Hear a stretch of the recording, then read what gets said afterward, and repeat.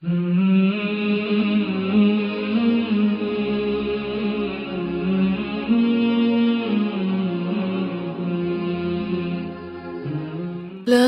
الہ الا اللہ محمد رسول اللہ لا الہ نحمده ونصلي على رسوله الكريم اما بعد فاعوذ باللہ من الشیطان الرجیم بسم اللہ الرحمن الرحیم رب اشرح لی صدری ویسر لی امری واحلل عقدۃ من لسانی یفقہوا قولی۔ قرآن مجید میں اللہ تعالیٰ فرماتے ہیں قد افلح من تزکا وذکر اسم ربہ فصلی بل تؤثرون الحیاۃ الدنیا والآخرۃ خیر وابقی ان ھذا لفی الصحف الاولی صحف ابراہیم وموسیٰ۔ یقیناً فلاح پا گیا وہ جس نے پاکیزگی اختیار کی اور اپنے رب کا نام یاد کیا پھر نماز پڑھی، بلکہ تم تو دنیا کی زندگی کو ترجیح دیتے ہو حالانکہ آخرت بہتر اور باقی رہنے والی ہے۔ یہی بات پہلے صحیفوں میں کہی گئی تھی، یعنی ابراہیم اور موسیٰ علیہ السلام کے صحیفوں میں۔ تو سورۃ الاعلی جو ایک بڑی مشہور سورت ہے، نبی صلی اللہ علیہ وسلم اس کو عید کی نماز میں، جمعے کی نماز میں پڑھتے تھے اور اس بات کا ریمائنڈر دیتے تھے، یاد دہانی کراتے تھے کہ انسان کس طرح کامیاب ہو سکتا ہے۔ ہم سب چاہتے ہیں کہ ہم کامیاب ہوں، اور سب سے بڑی کامیابی آخرت کی کامیابی ہے، لیکن اس کے لیے کیا کرنے کی ضرورت ہے؟ یہاں ہمیں 3 کام بتائے گئے ہیں جن کا ذکر 3 کتابوں میں ہوا ہے، یعنی قرآن مجید میں بھی، ابراہیم علیہ السلام کے صحیفوں میں بھی اور موسیٰ علیہ السلام کے صحیفوں میں بھی، کہ یہ 3 کام پکے کر لیں اگر آپ چاہتے ہیں کہ آپ کامیاب ہوں۔ ان میں سب سے پہلی چیز من تزکا، تزکیہ، اپنے آپ کو صاف کرنا برے عقائد سے، برے اخلاق سے، برے اعمال سے۔ وذکر اسم ربہ، اور اپنے رب کا ذکر کرتے رہنا۔ پھر تیسری چیز نماز پڑھنا۔ لیکن یہ 3 کام کیوں نہیں ہوتے؟ کہ وقت نہیں۔ وقت کس چیز میں جا رہا ہے؟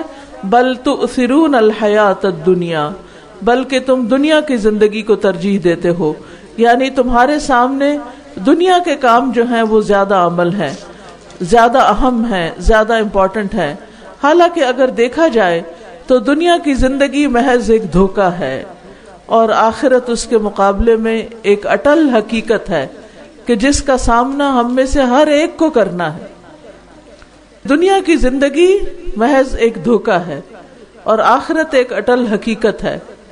قرآن مجید میں اللہ تعالیٰ فرماتے ہیں کل نفس ذائقۃ الموت وانما توفون اجورکم یوم القیامہ فمن زحزح عن النار وادخل الجنۃ فقد فاز وما الحیاۃ الدنیا الا متاع الغرور۔ ہر جان موت کا ذائقہ چکھنے والی، ہر زندہ کے اوپر موت ضرور آئے گی، اور تمہیں تمہارے اجر قیامت کے دن پورے پورے دے دیے جائیں گے۔ یعنی آج دنیا میں تم جو بھی عمل کرو گے، جو بھی کام کرو گے، اس کا بدلہ تمہیں آخرت میں ضرور ملے گا۔ فمن زحزح عن النار، تو جو آگ سے بچا لیا گیا، وادخل الجنۃ، اور جنت میں داخل کر دیا گیا، فقد فاز، تو وہ کامیاب ہو گیا۔ وما الحیاۃ الدنیا الا متاع الغرور، اور دنیا کی زندگی تو بس دھوکے کا سامان ہے۔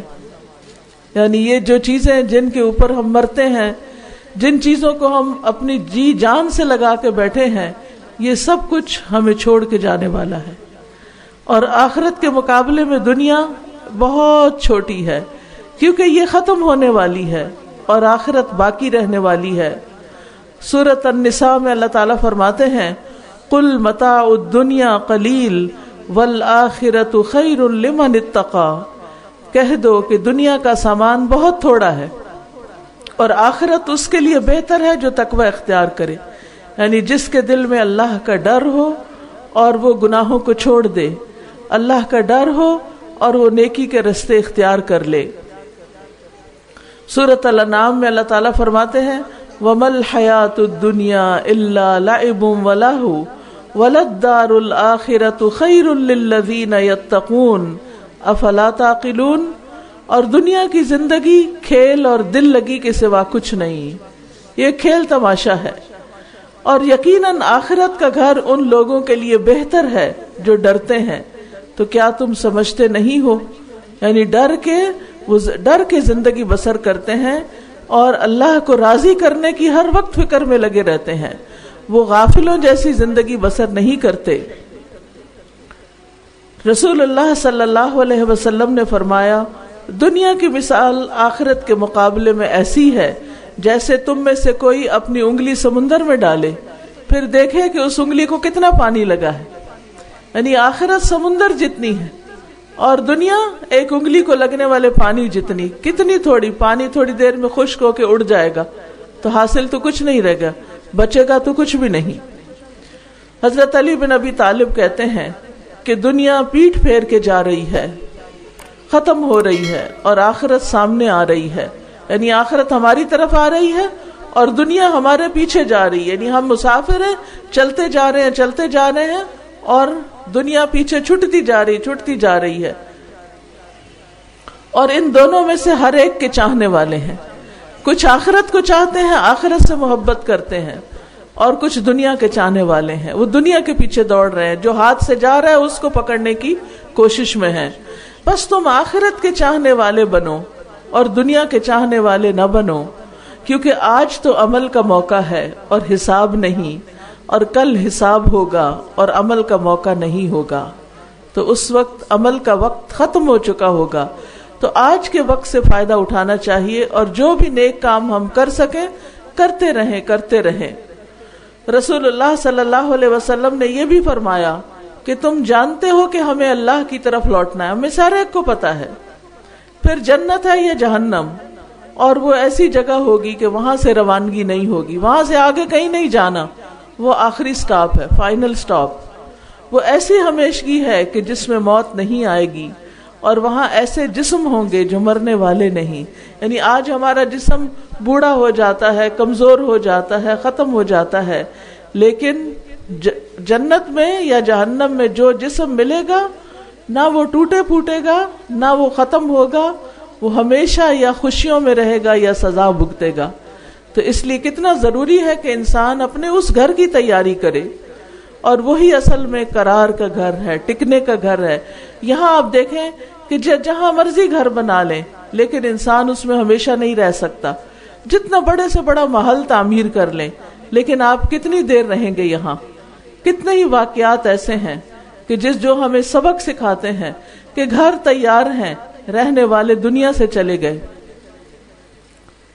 کتنے بڑے سبق کی باتیں ہیں، لیکن اس کے باوجود ہم آخرت کا گھر بنانے کی فکر کم ہی کرتے ہیں اور دنیا کے گھروں کے بارے میں زیادہ سوچتے رہتے ہیں۔ قرآن مجید میں یہ بھی آتا ہے انما هذه الحیات الدنیا متاع وان الآخرۃ ہی دار القرار، یہ دنیا کی زندگی تو معمولی فائدے کے سوا کچھ نہیں، اور یقیناً آخرت کا گھر ہی رہنے کا گھر ہے۔ گھر وہاں ہے، جب یہاں خیال آئے نا ہمارے پاس چھت اپنی نہیں، گھر اپنا نہیں، کرائے کا مکان ہے، کیا کریں، ابھی تک گھر نہیں بنا، تو یہ سوچا کریں گھر تو آگے ہے، گھر تو وہاں ہے، اچھے کام کر لیں تاکہ وہاں اچھا گھر بن جائے۔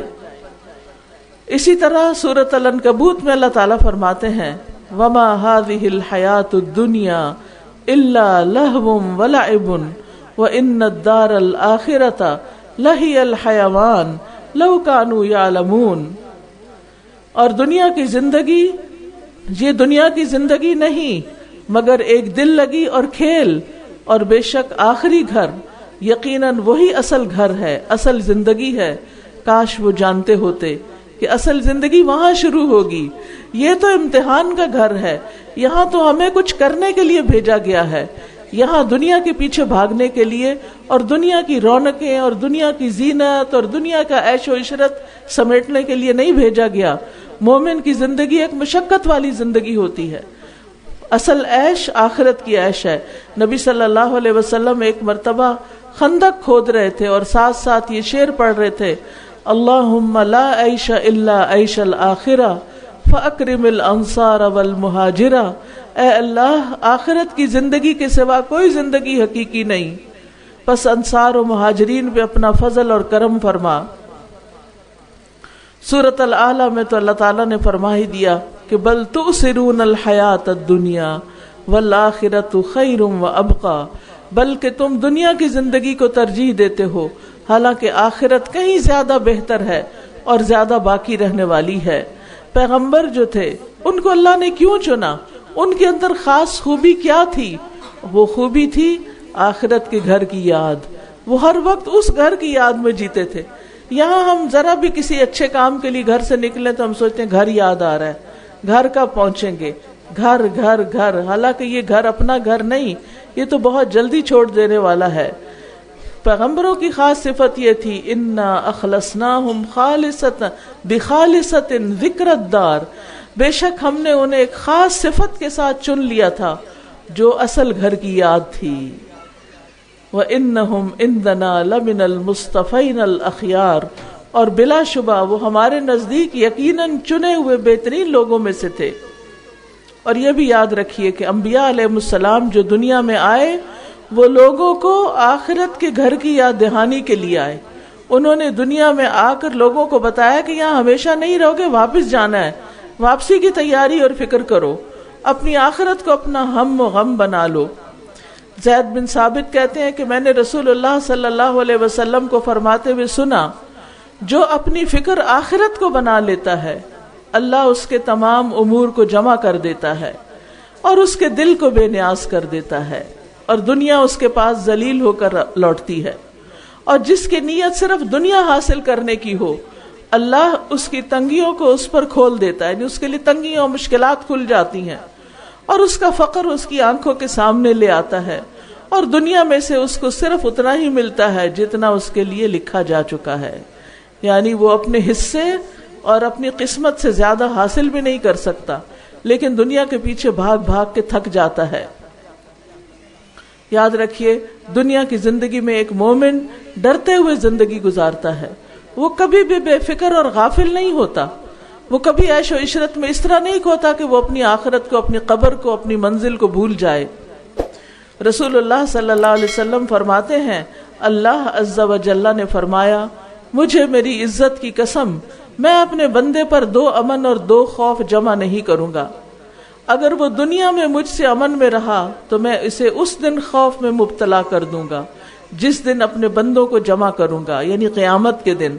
اور اگر دنیا میں وہ مجھ سے ڈر گیا, یعنی جو بندہ دنیا میں ڈرتے ہوئے زندگی بسر کرتا ہے, تو اپنے بندوں کے جمع ہونے کے دن میں اس کو امن عطا کروں گا, اس دن وہ بے فکر ہو جائے گا.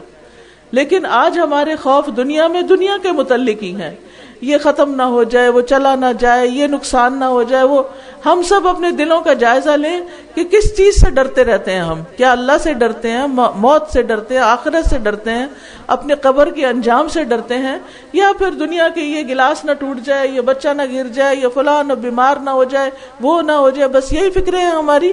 اس سے بڑی فکر کرنے کی ضرورت ہے. اور اس کے لیے یاد رکھیے, دنیا کی لذتوں کو حد سے زیادہ اختیار کرنا یہ بھی آخرت سے غفلت کی علامت ہوتی ہے. دنیا کی زندگی کو آخرت پر ترجیح نہیں دینی چاہیے. انسان جو بھی کام کرے اس میں یہ ضرور سوچے کہ اس کا میری آخرت میں کیا فائدہ ہوگا. صرف یہ نہ سوچے کہ میری دنیا میں کیا نفع ہوگا. یہی چیز اس کے اندر یہ میزان قائم کرے گی کہ پھر حلال کو اختیار کرے گا, حرام کو چھوڑے گا, جھوٹ, دھوکے, فریب, خیانت کو چھوڑے گا, کیونکہ یہ چیزیں اس کی آخرت کو نقصان دینے والی ہیں. اور وہ چیزیں اختیار کرے گا چاہے دنیا کا نقصان ہی کیوں نہ ہو, جو آخرت کے حساب سے فائدہ دینے والی ہیں. نبی صلی اللہ علیہ وسلم نے فرمایا, جس نے دنیا طلب کی اس نے اپنی آخرت کا نقصان کیا, اور جس نے آخرت طلب کی اس نے اپنی دنیا کو نقصان دیا.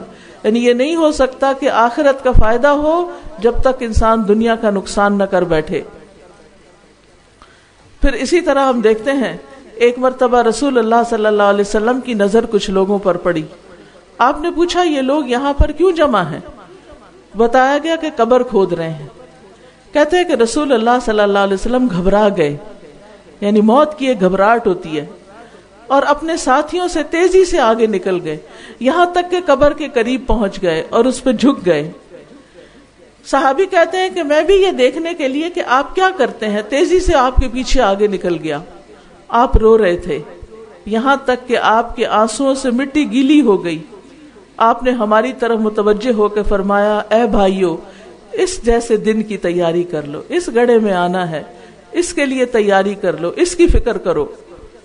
اور اصل میں عقل مند وہی ہے جو موت کو زیادہ یاد کرے اور موت کے بعد والی زندگی کی تیاری زیادہ کرے. لیکن آج آپ دیکھیں ہماری تیاریاں کس چیز کی ہوتی ہیں؟ کبھی شادی کی تیاریاں ہو رہی ہیں، کبھی کسی پارٹی کی تیاریاں ہو رہی ہیں، کبھی کہیں جانے کی تیاریاں ہو رہی ہیں، کبھی کچھ کھانے کی تیاریاں ہو رہی ہیں. سارا وقت ہمارے دماغ پر دنیا دنیا دنیا سوار ہے، جبکہ ہمیں پتہ ہے کہ بہت جلد ہم اس کو چھوڑ کر جانے والے ہیں. عقل مند وہ ہے. نبی صلی اللہ علیہ وسلم سے پوچھا گیا کہ مومنوں میں سب سے زیادہ افضل کون ہے؟ فرمایا جس کا اخلاق اچھا ہو. انہیں پوچھا مومنوں میں سے عقل مند کون ہے؟ فرمایا جو موت کو زیادہ یاد کرتے ہیں، جو مرنے کے بارے میں فکر کرتے رہتے ہیں، وہ زیادہ عقل مند ہیں، اور اس کے بعد کے مرحلوں کی زیادہ اچھی تیاری کرتے ہیں. یعنی کل کیا پیش آنے والا ہے، منکر نکیر کیا پوچھنے والے ہیں، حشر کے دن کھڑے ہو کر ہم سے کیا پوچھا جائے گا، اس چیز کی تیاری زیادہ کرتے ہیں. اور پھر انسان کے لیے جب صبح ہو جائے تو شام کی انتظار نہ کرے، فکر کرے کیا پتا شام سے پہلے ہی میری موت ہو جائے، اور جب شام ہو جائے تو صبح کا انتظار نہ کرے، یہ سوچ کر کہ کیا پتا صبح مجھے ملتی ہے کہ نہیں. اور یہ حقیقت ہے، کتنے ہی لوگ ایسے ہیں کہ جو ایک دن صبح کے وقت زندہ ہوتے ہیں اور شام تک وہ دنیا سے جا چکے ہوتے ہیں. کتنی خبریں ہم ایسی پڑھتے اور سنتے رہتے ہیں، لیکن ہم اس سے کوئی سبق نہیں لیتے. عقل مند وہ ہے کہ جو اپنے ساتھ لے جانے والی چیز کا انتظام کرتا ہے. عقل مند وہ ہے جو اپنے ساتھ لے جانے والی چیز کا بندوبست کرتا ہے، یعنی جو کل کام آئے گی. نبی صلی اللہ علیہ وسلم نے فرمایا میت کو جب اس کی قبر میں رکھا جاتا ہے، میت کو جب قبر میں رکھا جاتا ہے، ہم سب بھی ایک دن اس جگہ پہنچیں گے، تو وہ ان کے پلٹ جانے کے وقت جوتوں کی آواز سنتا ہے، یعنی قبر کے اندر زمین سے اس کو کھٹ پٹ آتی ہے. پھر اگر وہ مومن ہوتا ہے تو نماز اس کے سرہانے ہوتی ہے. کیا چیز؟ نماز. اب ہم سب کو سوچنا چاہیے کہ ہم اپنی نمازوں کی صحیح پابندی کرتے ہیں یا نہیں کرتے. آپ لوگ بیٹھ کیوں نہیں جاتے؟ کس چیز پہ ہم بات کر رہے ہیں اور آپ لوگ کن چیزوں میں مصروف ہیں؟ یہ اس کو ادھر ہی رکھ دیں، ادھر ہی رکھ دیں اور بیٹھ جائیں. یہ چیزیں تو بعد میں بھی ہوں گی، لیکن یہ جو حدیثیں ہیں یہ آپ بعد میں نہیں سن سکتے. تو قبر میں کون سی چیز سر کی طرف ہوگی؟ نماز. اگر انسان اپنی نمازوں کی پابندی کرے اور نوافل وغیرہ بھی پڑھے. روزہ اس کے دائیں طرف ہوگا. روزہ کہاں ہوگا؟ دائیں طرف. زکوٰۃ اس کے بائیں طرف ہوگی. اب آپ دیکھیں ہم ویسے تو روزے رکھ لیتے ہیں، جو پیریڈز میں روزے رہ جاتے ہیں وہ رہ ہی جاتے ہیں، جو بیمار ہوئے اس کو قضا نہیں کرتے. تو زندگی کے بہنوں ایک ایک روزے کی، بچے پیدا ہوئے جو روزے چھوڑے، پیریڈز آئے جو روزے چھوڑے، جب بھی کوئی روزہ چھوڑا اس کا حساب کرے اور ان کو قضا کرے، یعنی دوبارہ رکھیں ان کو. اور اگر بہت بڑھاپا آ گیا تو ان کا فدیہ ادا کرے اپنی زندگی میں. مومن کی پروٹیکشن قبر میں اس کی اعمال کرتے ہیں. فرمایا اور دیگر نیک کام، صدقہ، نماز، نیکی، لوگوں سے اچھائی، وہ اس کے پاؤں کی طرف ہوتے ہیں. اب وہ کیا ہے؟ چاروں طرف سے محفوظ ہو گیا. جب اس کے سر کی طرف سے کوئی چیز آتی ہے، کوئی عذاب آنے لگتا ہے، کوئی چیز کاٹنے کے لیے آنے لگتی ہے، تو نماز کہتی ہے میری طرف سے رستہ کوئی نہیں. کوئی نماز چھوڑی نہیں، سارا دیوار بند ہے، حفاظت. جب دائیں طرف سے کوئی چیز آنے لگتی ہے تو روزہ کہتا ہے میری طرف سے آنے کا راستہ کوئی نہیں، سارے روزے پورے ہیں. پھر بائیں طرف سے آنے لگتی ہے کوئی چیز تو زکوٰۃ کہتی ہے میری طرف سے آنے کا راستہ نہیں، پوری پوری زکوٰۃ دی ہوئی ہے. پھر پاؤں کی طرف سے کوئی چیز آنے لگتی ہے تو صدقہ خیرات اور نفل اور نیکی کی اور لوگوں سے اچھا سلوک، لوگوں کی کیئر کرنا، وہ اس کو آنے کا راستہ نہیں دیتی. اس طرح ایک بندہ مومن اپنی قبر کے اندر عذاب سے محفوظ ہو جاتا ہے. اور جس نے اپنے فرائض ہی نہیں پورے کیے، نہ نماز کی فکر ہے، نہ روزے کی فکر ہے، نہ زکوٰۃ کی فکر ہے، نہ صدقے کی، نہ اخلاق کی، نہ اپنی ذمہ داریاں پوری کرنے کی، پھر وہاں کوئی باپ آپ کو بھیجے گا یہ چیزیں کہ یہ ہماری طرف سے رکھ لو؟ نہ کوئی بھیجے گا، اور اگر بھیجے بھی تو اندر نہیں جاتی، وہ اندر صرف اپنے اعمال جاتے ہیں. تو جو شخص برائی کرتا ہے اور برائی اس کو گھیر لیتی ہے تو وہ پھر ہمیشہ کی مصیبت میں پڑ جائیں گے. تو یاد رکھیں کہ موت کا ذکر کثرت سے کرنا چاہیے. نبی صلی اللہ علیہ وسلم نے فرمایا لذتوں کو توڑنے والی چیز موت کا تذکرہ کثرت سے کرو. اٹھتے بیٹھتے سوتے جاگتے چلتے پھرتے اس کو یاد کرو. تم سے بڑے چلے گئے، تم نے بھی جانا ہے، اور مرنے کو قریب ہی سمجھو. نبی صلی اللہ علیہ وسلم نے فرمایا جب تم اپنی نماز کے لیے کھڑے ہو تو اسے آخری نماز سمجھ کے پڑھو. یہ پتہ نہیں اس کے بعد اگلی نماز ہوتی ہے کہ نہیں. اور آپ دیکھیں کتنے حادثے ہوتے ہیں، کتنے بم بلاسٹ ہوتے ہیں، کتنی چیزیں ہوتی ہیں، لوگ کھڑے کھڑے دنیا سے چلے جاتے ہیں. تو اس لیے ہر نماز کو آخری نماز سمجھ کے پڑھے انسان، کیونکہ اس طرح پھر نماز بھی اچھی ہو جاتی ہے. اور آخرت کی یاد کے لیے جب کہیں قبرستان کے پاس سے گزریں تو مردوں کے لیے دعا بھی کریں، اور اپنے آپ کو وہاں رکھ کے دیکھیں کہ اگر ہم یہاں ہوں تو ہمارا کیا ہو. اور ایک دن تو وہاں جانا ہی ہے. دنیا میں انسان پروگرام بناتا رہتا ہے، میں یہاں جاؤں گا، میں وہاں جاؤں گا، لیکن اس سے پہلے ہی وہ آخرت میں چلا جاتا ہے، قبر میں چلا جاتا ہے. تو قبر کی زندگی اور آخرت کی زندگی اچھی بنانے کے لیے کچھ کرنے کے کام ہیں. ان میں سب سے پہلا کام یہ کہ اللہ سے اپنا تعلق ٹھیک کریں، توحید پر زندگی گزاریں، ہر چیز کو اللہ کے لیے خالص کریں. کیا کریں؟ ہر چیز کو اللہ کے لیے، ہر کام کو اللہ کے لیے خالص. چھپی ہوئی نیکیاں کریں اور اپنی نیکیوں کا اشتہار نہ دیں کہ میں نے یہ بھی کیا، میں نے وہ کیا، میں نے وہ کیا. سب کچھ ساتھ ساتھ ہی برباد کر دیتے ہیں. اول تو یہ کہ کرتے ہی کم ہے، اور جو کرتے ہیں وہ اس کا اتنا اشتہار دیتے ہیں کہ وہ لوگ ہی تعریفیں واہ واہ کر کے اس کو پورا کر دیتے ہیں. تو اس لیے ایسی نیکیاں کرے جس کا اللہ کے سوا کسی کو بھی نہ پتا ہو، خلوص کے ساتھ، اخلاص کے ساتھ. اور پھر اس چیز کی دعا کریں کہ کلمہ توحید پر ہی خاتمہ ہو، ہمارے آخری الفاظ لا الہ الا اللہ محمد الرسول اللہ ہو. پھر ایمان کے ساتھ ساتھ فرائض کی حفاظت، یعنی رسول اللہ صلی اللہ علیہ وسلم نے فرمایا 5 باتیں ہیں جو شخص ان کو ایمان کے ساتھ بجا لایا وہ جنت میں داخل ہوگا. جس نے 5 نمازوں کی حفاظت کی، اکثر لوگ 4 پڑھتے ہیں، فجر کے لیے نہیں اٹھتے یا عشاء پڑھے بغیر سو جاتے ہیں، نہیں، 5 نمازوں کی حفاظت کی، اور ان کے وضو، ان کے رکوع اور سجود، اور ان کے اوقات کے ساتھ رمضان کے روزے رکھے، بیت اللہ کا حج کیا، زاد راہ کی طاقت اگر رکھتا ہو، اور خوش دلی سے زکوٰۃ دی، یعنی اس کو چٹی نہ سمجھا، بوجھ نہ سمجھا. تو اس ایسے شخص کے لیے پھر کیا ہے؟ جنت ہے. اور پھر آخرت میں یاد رکھیے سب سے پہلا حساب نماز ہی کا ہوگا. ہم کہتے ہیں، لوگوں کی بڑی تعریفیں کرتے، فلاں شخص بہت اچھا ہے، بس نماز نہیں پڑھتا. کیا اچھا ہے؟ جو اللہ ہی کا حق نہیں دیتا، جس نے اس کو سب کچھ دیا. لوگوں کو تو بڑے کچھ دے رہا ہے دکھاوے کے لیے، اچھا نظر آنے کے لیے، لیکن جس رب نے اس کو پیدا کیا اس کے لیے نہ وہ نماز پڑھتا ہے، نہ وہ قربانی کرتا ہے، نہ وہ صدقہ کرتا ہے، بلکہ اپنی مرضی کے جو دل ہیں نیکیاں وہ کرتا رہتا ہے. تو یاد رکھیے آخرت میں سب سے پہلا حساب نماز کا ہوگا. پھر اسی طرح دوسرے نمبر پر لوگوں کے حقوق کی ادائیگی.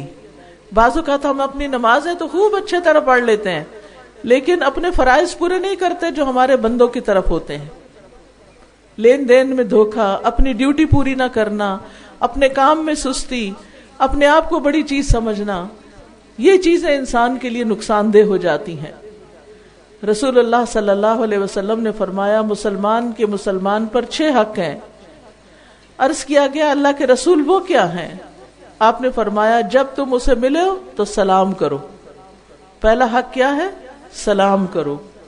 نمبر 2، جب وہ تمہیں دعوت دے تو اس کو قبول کرو، اللہ یہ کہ دعوت میں کوئی اللہ کی نافرمانی کے کام ہو تو پھر بے شک انسان انکار کر دے. تیسری چیز، جب وہ تم سے کوئی خیر خواہی طلب کرے تو خیر خواہی کرو، یعنی کوئی مشورہ وغیرہ مانگے تو اچھا مشورہ دو.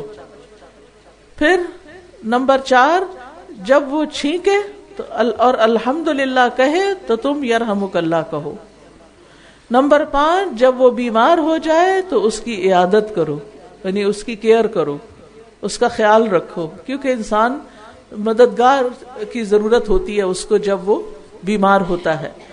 اور نمبر 6، جب وہ فوت ہو جائے تو اس کے جنازے میں جاؤ، یعنی اس کی تعزیت وغیرہ بھی کرو. پھر اسی طرح انسانوں کے حقوق میں سے سب سے پہلا حق ماں باپ کا ہے، پھر رشتہ داروں کا ہے. ان کے ساتھ صلہ رحمی کرنا بہت ضروری ہے. ابو ہریرہ رضی اللہ عنہ کہتے ہیں کہ نبی صلی اللہ علیہ وسلم نے فرمایا رحم رحمان کا ایک جزو ہے. جو عرض کرے گا اے رب مجھے توڑا گیا اور میرے ساتھ برا سلوک کیا گیا، اے میرے رب مجھ پہ ظلم کیا گیا، اے میرے رب اے میرے رب، تو اللہ تعالیٰ جواب دیں گے کیا تو اس پہ راضی نہیں کہ میں اسے جوڑوں جو تجھے جوڑے گا اور میں اسے کاٹوں جو تجھے کاٹے گا، یعنی اپنی رحمت سے دور کر دوں جو تجھے تیرا خیال نہ رکھے. تو جو شخص رشتہ داروں کا خیال نہیں رکھتا قیامت کے دن اس کی پکڑ ہوگی. نبی صلی اللہ علیہ وسلم نے فرمایا امانت اور رحم یعنی رشتہ داری کو چھوڑ دیا جائے گا اور وہ دونوں پل صراط کے دائیں بائیں کھڑے ہو جائیں گے، اور جو شخص وہاں سے گزرنے لگے گا وہ اس کو پکڑ لیں گے جس نے امانت ادا نہ کی اور رشتہ داروں کے حقوق ادا نہ کیے. پھر انسان کو صلہ رحمی کرنی چاہیے چاہے دوسرا رشتہ توڑے ہی کیوں نہ، یعنی اگر کوئی ہمارا حق نہیں بھی دیتا تو کوئی بات نہیں، ہمیں کوشش کرنی چاہیے کہ اپنا فرض پورا کرے. ایک آدمی نے عرض کیا اے اللہ کے رسول صلی اللہ علیہ وسلم میرے کچھ رشتہ دار ہیں جن سے میں تعلق جوڑتا ہوں وہ مجھ سے تعلق توڑتے ہیں، یعنی میں ان کا خیال رکھتا ہوں وہ میرا خیال ہی نہیں رکھتے، میں ان سے نیکی کرتا ہوں وہ مجھ سے برائی کرتے ہیں، میں ان سے بردباری سے پیش آتا ہوں اور وہ مجھ سے جہالت سے پیش آتے ہیں، یعنی بد اخلاقی برتتے ہیں، بدتمیزی کرتے ہیں. تو آپ صلی اللہ علیہ وسلم نے فرمایا اگر تو واقعی ایسا ہے جیسا تو کہہ رہا ہے تو گویا کہ تو ان کو جلتی ہوئی راکھ کھلا رہا ہے، اور جب تک تو ایسا کرتا رہے گا اللہ کی طرف سے ایک مددگار ان کے مقابلے میں تیرے ساتھ رہے گا. یعنی اگر تیرے رشتہ دار اچھا نہیں کرتے اور تو اچھا کرتا ہے تو اللہ تیرے لیے مددگار پیدا کر دے گا، تمہارے کام آسان ہو جائیں گے، دنیا میں ہی اس کا بدلہ ملنے لگ جاتا ہے انسان کو. اسی طرح کسی کے لیے جائز نہیں کہ وہ اپنے مسلمان بھائی سے 3 دن سے زیادہ نہ بولے. جس نے 3 دن سے زیادہ بولنا چھوڑ دیا اور اسی حال میں مر گیا وہ جہنم میں جائے گا. تو رشتہ داروں سے بھی تعلق نہیں کاٹنا چاہیے اور دوستوں عزیزوں سے بھی بس ٹھیک ہے سلام دعا کی حد تک رہے، اگر کسی سے کوئی شر پہنچتا ہے کوئی خرابی آتی ہے. پھر آپ دیکھیں کہ دوسروں کے حقوق ادا کرنے کے ساتھ ساتھ اپنی ذاتی زندگی کی فکر کریں. 5 سوالوں کی تیاری کریں. ابن مسعود کہتے ہیں نبی صلی اللہ علیہ وسلم نے فرمایا قیامت کے دن کسی شخص کے دونوں قدم اس کے رب کے پاس سے اس وقت تک ہٹ نہیں سکیں گے جب تک اس سے 5 باتوں کے بارے میں پوچھ نہ لیا جائے. نمبر 1 عمر کن کاموں میں لگائی، یعنی زندگی کس کام میں گزاری، سارا دن کیا کرتے رہے. جوانی کہاں لگائی، کیونکہ بعض لوگ کہتے ہیں کہ یہ جوانی تو کھانے پینے کے دن ہے اور عیش و عشرت کے، نہیں، جوانی کی عبادت جو ہے یہ پیغمبروں کا شیوا ہے. پھر مال کہاں سے کمایا، سورس آف انکم کیا تھا، حلال تھا حرام تھا، سود سے کمایا، رشوت سے کمایا، دھوکے سے کمایا، کسی یتیم کا مال غصب کیا، کہاں سے لیا؟ اور پھر چوتھا سوال، مال خرچ کہاں کیا؟ عزیز بہنوں، اس بارے میں ہم سب کو فکر کرنی چاہیے کہ ہم اپنا پیسہ کہاں لگاتے ہیں. کیا وہ واقعی ضرورت کی چیز ہوتا ہے یا صرف دکھاوے کے لیے، نمائش کے لیے، شو آف کے لیے، اپنے مالدار ہونے کا اظہار کرنے کے لیے؟ کس جگہ پیسہ لگاتے ہیں؟ یعنی جہاں بھی لگائیں اس کی فکر کریں، کیونکہ مال کا حساب ہوگا. آپ دیکھیں کہ آج کل ہمارا سب سے زیادہ پیسہ کہاں لگتا ہے، آپ خود ہی بتائیں مجھے. شادیوں میں کس چیز میں زیادہ لگتا ہے؟ کپڑوں میں، ڈیکوریشن میں، جی میوزک میں.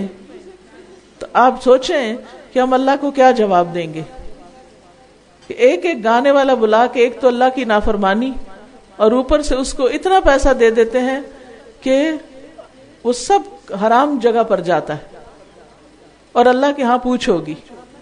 اگر ہم لوگ مسلمان وہی کام کریں جو ہندو کر رہے ہیں تو پھر آپ سوچئے کہ ہم کہاں کھڑے ہیں، پھر کس چیز کا فرق رہ گیا؟ اور پھر پردے کی کوئی پابندی نہیں ہوتی، لڑکے لڑکیاں مکس ڈانس کر رہے ہیں، فتنہ فساد کر رہے ہیں. اور پھر یعنی ان سب چیزوں کے لیے اللہ تعالیٰ کو حساب دینا ہوگا کہ مال کہاں خرچ کیا، کس جگہ لگایا. تو یہ آخرت کی تیاری ہے. اگر اللہ نے مال دیا تو اس سے اپنی آخرت بنائے، وہاں کے بلند درجات خریدیں.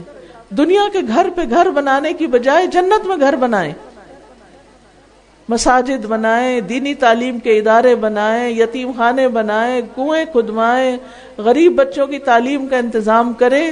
اس سے آپ کی آخرت بنے گی.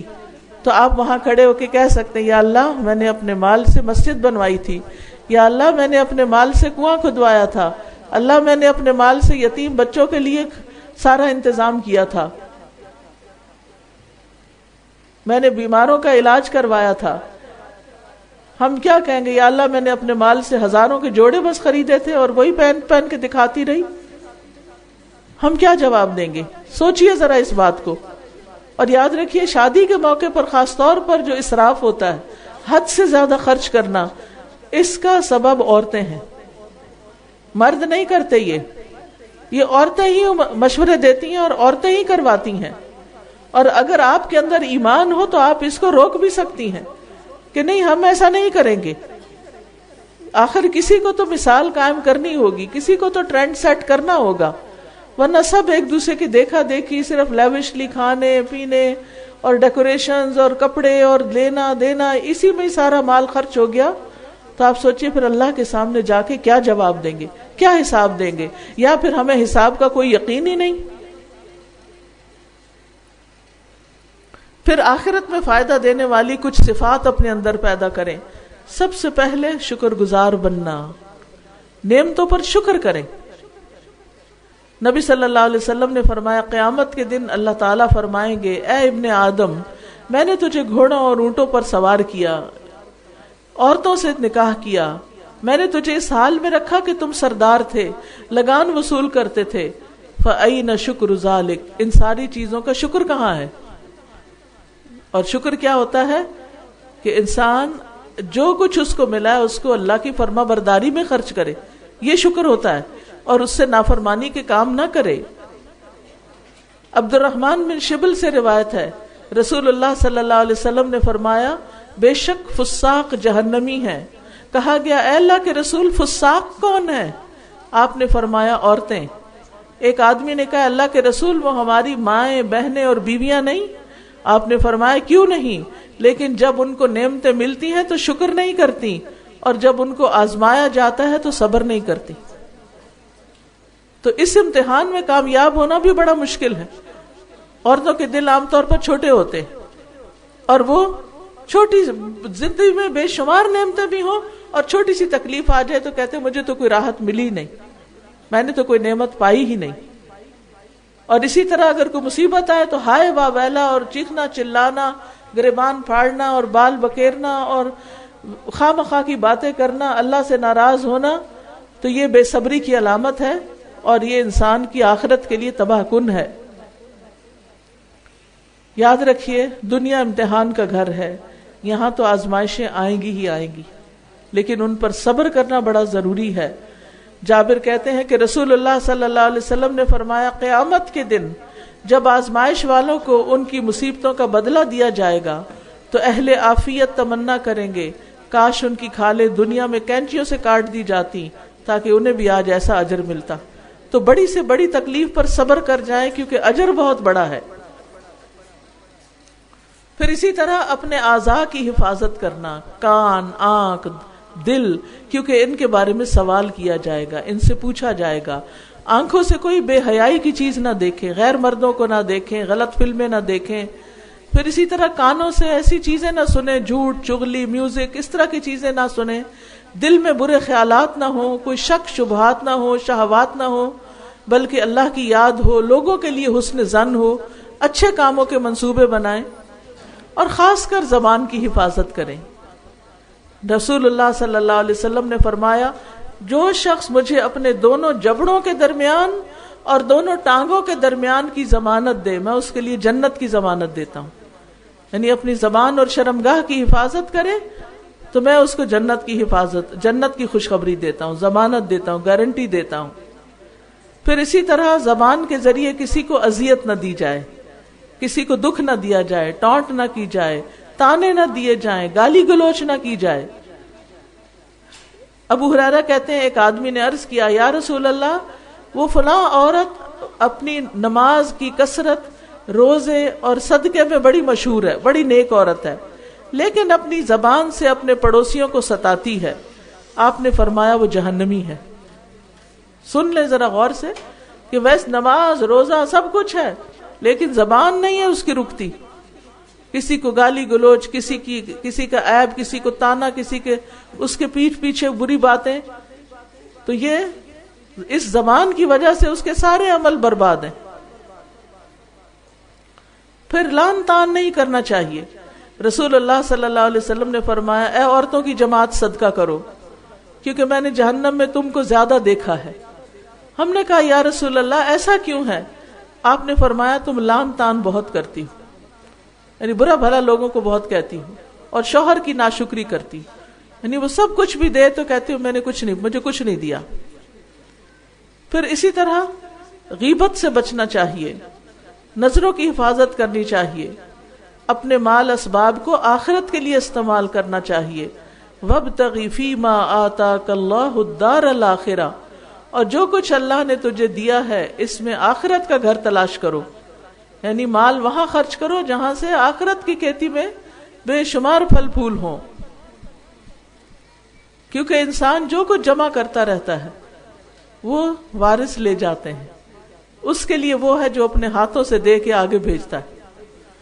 مجھے کوئی بتا رہا تھا کہ خاتون ہے، انہوں نے ساری شوہر کی، بیٹوں کی سب پراپرٹی اپنے نام لگوا لی اور کسی کو کچھ نہیں دیتے۔ میاں کو بھی کچھ چاہیے ہوتا ہے تو وہ شوہر سے مانگتی، یعنی کہ میاں کو بھی کچھ چاہیے ہوتا ہے تو وہ بیوی سے مانگتا ہے۔ تو میں یہ سوچ رہی تھی بات سن کے کہ آخر وہ سب کچھ قبر میں تو لے جا نہیں سکتی، یعنی کوئی بھی عورت اگر سارا مال بھی اپنے ہاتھ میں لے لے، نہ بچوں کو کچھ دے، نہ بہو کو دے، نہ کسی اور کو دے، تو ساتھ قبر میں تو کوئی نہیں لے جائے گا نا۔ جب انسان مر جائے گا تو سب ادھر ہی چھوڑیں گے، کس کا ہوگا؟ وارثوں کا ہوگا۔ ہاں جو فی سبیل اللہ خرچ کرے، جو دائیں بائیں آگے پیچھے، کیونکہ صرف وہی مالدار بچے ہوئے ہیں اللہ کے حساب سے جو رائٹ لیفٹ آگے پیچھے خرچ کریں، دیتے جائیں دیتے جائیں دیتے جائیں، ورنہ اس کو جمع کر کر کے رکھنا حساب کتاب کا باعث ہے۔ حساب کی آسانی کے لیے صدقہ کرنا چاہیے۔ رسول اللہ صلی اللہ علیہ وسلم نے فرمایا ہر آدمی اللہ سے ایسی حالت میں ملاقات کرے گا کہ اللہ اور اس کے درمیان کوئی ترجمان نہیں ہوگا۔ اللہ ان سے فرمائے گا کیا میں نے تمہارے پاس رسول نہیں بھیجا تھا جس نے تمہیں میرے احکام پہنچائے؟ وہ عرض کرے گا کیوں نہیں؟ پھر اللہ فرمائے گا کیا میں نے تمہیں مال و دولت سے نہیں نوازا تھا؟ کیا میں نے تمہیں اس کے ذریعے برتری نہیں دی تھی؟ وہ عرض کرے گا کیوں نہیں؟ پھر وہ اپنی دائیں طرف دیکھے گا تو جہنم نظر آئے گا اور اس کے علاوہ کچھ اور نظر نہیں آئے گا۔ بائیں طرف دیکھے گا تو ادھر بھی دوزخ کے علاوہ کچھ نظر نہیں آئے گا۔ عدی کہتے ہیں میں نے نبی صلی اللہ علیہ وسلم کو فرماتے ہوئے سنا جہنم کی آگ سے بچو اگرچہ ایک کھجور کے ٹکڑے کے ذریعے سے کیوں نہ بچو، یعنی چھوٹی سی چیز بھی اگر کسی کو دے سکو ضرورت مند کو تو وہ دے دو۔ اور فرمایا اگر وہ ٹکڑا بھی نہیں تمہارے پاس، پوری کھجور نہیں کہا، کھجور کا بھی ٹکڑا، اگر وہ بھی نہیں تمہارے پاس تو اچھی بات ہی کر دو، اچھی بات کہہ کر یعنی اچھی بات کا صدقہ کر دو، کسی کا دل خوش کر دو، کسی کو انس فراہم کر دو۔ کیونکہ بعض اوقات ہمارے پاس صدقہ کرنے کے لیے مال نہیں ہوتا لیکن ہم بات بھی اچھے طریقے سے نہیں کرتے، منہ بنا کے رکھتے ہیں، تو کس کا نقصان کرتے ہیں؟ سراسر اپنا ہی نقصان کر رہے ہوتے ہیں۔ پھر صدقہ کرنے والی چیز جو ہے وہ باقی ہے، اور جو اپنے لیے بچا کے رکھتے ہیں وہ ختم ہو جانے والی۔ حضرت عائشہ کہتی ہیں کہ انہوں نے ایک بکری ذبح کی، نبی صلی اللہ علیہ وسلم نے پوچھا کہ کتنا گوشت اس سے باقی ہے؟ تو انہوں نے کہا ایک شانے کی ہڈی کے سوا کچھ باقی نہیں۔ فرمایا اس کا مطلب یہ کہ سارے کا سارا بچ گیا سوائے اس شانے کے، یعنی یہ تو چلا، اس کا ثواب نہیں ہے لیکن جو تم نے اللہ کے راستے میں دیا ہے اس کا اجر و ثواب محفوظ ہے۔ پھر اسی طرح یہ ہے کہ مسافر کی طرح زندگی بسر کرنی چاہیے، یعنی دنیا میں بہت عیش و عشرت کے سامان اکٹھے نہیں کرنے چاہیے کیونکہ ہم نے آگے جانا ہے۔ جیسے ایک مسافر تھوڑی دیر رکتا ہے پھر آگے چلا جاتا ہے۔ آپ صلی اللہ علیہ وسلم نے فرمایا مردوں کے لیے ریشم اور دیباج نہ پہنو، نہ سونے چاندی کے برتن میں کچھ پیو۔ یہ بعض لوگ ہوتے ہیں نا چاندی کے پیالے بنا لیتے ہیں اور اس میں پانی ڈال کے پیتے ہیں، منع ہے۔ اور نہ اس کی پلیٹوں میں کچھ کھاؤ کیونکہ یہ چیزیں ان کفار کے لیے دنیا میں ہیں اور ہمارے لیے آخرت میں ہیں۔ پھر کم سے کم سامان میں گزارا کرنے کی کوشش کرنی چاہیے۔ نبی صلی اللہ علیہ وسلم نے فرمایا تمہارے سامنے دشوار گزار گھاٹی ہے جس سے صرف وہی نجات پائے گا جو ہلکا ہوگا، یعنی ہلکے رہو۔ اور پھر آخرت کی بھلائی کے لیے دعائیں بھی کرنی چاہیے۔ تو آئے ہم سب بھی دعا کر لیتے ہیں۔ سبحان اللہ والحمد للہ ولا الہ الا اللہ واللہ اکبر ولا حول ولا قوة الا باللہ العلی العظیم۔ اللہم صل علی محمد وعلی آل محمد کما صلیت علی ابراہیم وعلی آل ابراہیم انک حمید مجید۔